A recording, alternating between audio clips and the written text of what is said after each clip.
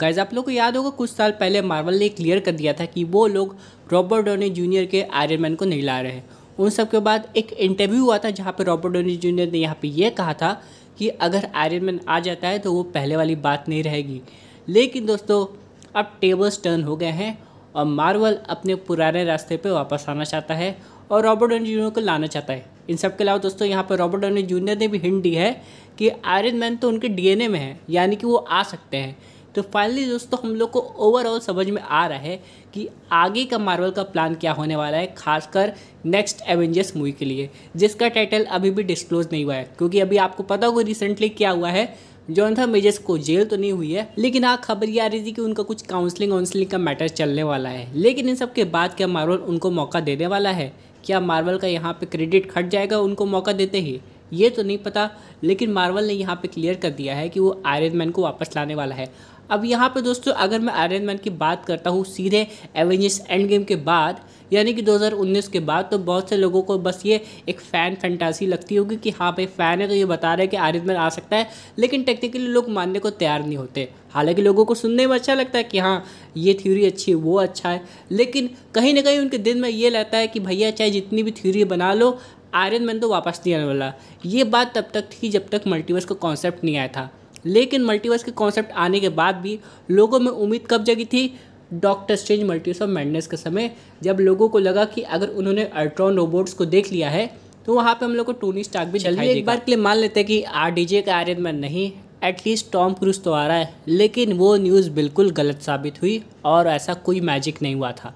लेकिन फ़िलहाल दोस्तों अभी के लिए जब से हम लोग ने टॉबी मैगवायर को देखा है स्पाइडरमैन नो वे होम में, उसके बाद ह्यू जैकमैन जो ना जाने कितनी बार ये स्टेटमेंट दे चुके थे कि उनका वुल्वरीन अब नहीं आने वाला है, वो भी हम लोग को डेडपूल 3 में दिखाई दिया।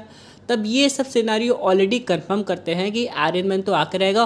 और अब मुझे पर्सनली कोई हैरानी नहीं होती है, चाहे इस पर हम लोग थ्योरी बनाए चाहे ना बनाए, ये एक तरीके से तय है।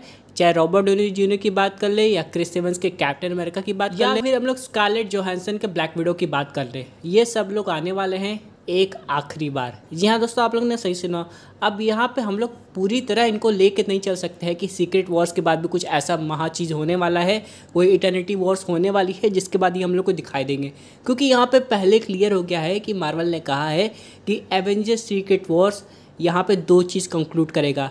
या तो ये मार्वल सिनेमैटिक यूनिवर्स को कम्प्लीटली एंड कर देगा एक नए तरीके से, या फिर ये पार्शली एंड करेगा, सॉफ्ट रिबूट जैसे हम लोग कह सकते हैं। कम्प्लीटली एंड करने का मतलब ये है कि ऑल टुगेदर एक नया यूनिवर्स बनेगा जहाँ पे हम लोग को शुरुआत से फिर से टोनी स्टार्क दिखाया जाएगा, कैप्टन स्टीव रॉजर्स दिखाए जाएंगे, थॉर दिखाए जाएंगे, लेकिन ऑल टुगेदर नए रूप में, ताकि मार्वल को फिर से कॉमिक्स की तरह स्टोरी लाइन दिखाने का मौका मिले। और सॉफ्ट रिबूट की बात करें तो यहाँ पे ये हो सकता है कि यहाँ पे जितने भी पुराने सुपर हीरो हैं वो वन लास्ट टाइम आकर चले जाएंगे, फिर से नए सुपर हीरो उनकी कमान संभालेंगे। लेकिन जिस तरीके से दोस्तों हम लोग ने नए सुपर हीरोज़ को देखा है, यहाँ पे कुछ तो काफ़ी अच्छा परफॉर्म किए, जैसे कि मून नाइट, शांग-ची, और कुछ बिलो एवरेज जैसे कि शी हल्क। तो यहाँ पे मार्वल अभी कंफ्यूज हो गया है कि आखिर इन लोग का करना क्या है। तो फिलहाल मार्वल को एवेंजर्स को बचाने के लिए ये मौका या फिर कह ये ब्रह्मास्त्र उठाना पड़ रहा है, जिसे हम लोग कहते हैं पुराने सुपर हीरोज़ की वापसी, जिसमें नंबर 1 पे है भैया आयरन मैन। यानी कि आयरन मैन आ रहा है तो इससे हम लोग ये कंफर्म नहीं कर सकते कि आयरन मैन 4 भी बनने वाली है। लेकिन हाँ, आयरन मैन के आने से फैंस में इस बात की उम्मीद तो है कि अगर आयरन मैन आ रहा है तो यहाँ पे बहुत सारी चीज़ें हम लोग को देखने को मिलेगी, खासकर नए सूट्स के बारे में। जैसे कि हम लोग बात करें टोनी स्टार्क का अब तक का जो भी एडवांस सूट है वो है मार्क 85 आर्मर। लेकिन अगर आप लोग कॉमिक्स पढ़ेंगे तो यहाँ पे टोनी स्टार्क ने गैलेक्टस बस्टर, यहाँ तक कि Thanos buster, finally celestial buster armour तक बनाया है। तो यहाँ पे ये जो पीक पोटेंशियल हम लोग को कॉमिक्स में देखने को मिला है, ये अभी तक सिनेमैटिक यूनिवर्स में टच तक नहीं हुआ है। तो यानी कि इतना ज़्यादा पोटेंशियल है कि बहुत कुछ कर सकते हैं। लेकिन मार्वल ने यहाँ पे टोनी स्टार्क को ख़त्म करके सोचा कि आगे जाके उन लोग को नए सुपर हीरो से काम चलाना पड़ेगा और वो सब कुछ सही चलेगा। क्योंकि दोस्तों आप लोग तो जानते हैं कि रॉबर्ट डॉनी जूनियर की फ़ीस कितनी ज़्यादा है और उन्होंने अपने पूरे लाइफ टाइम में मार्वल ऑलमोस्ट $421 मिलियन की कमाई की हुई है। अगर मार्वल को सही में एवेंजर्स को बचाना है तो उनके लिए पैसा बड़ी चीज़ नहीं होगा, उनके लिए बड़ी चीज़ ये होगा क्या ये सब कैरेक्टर्स तब भी एवेंजर्स मूवी को जस्टिफाई कर पाएंगे कि नहीं।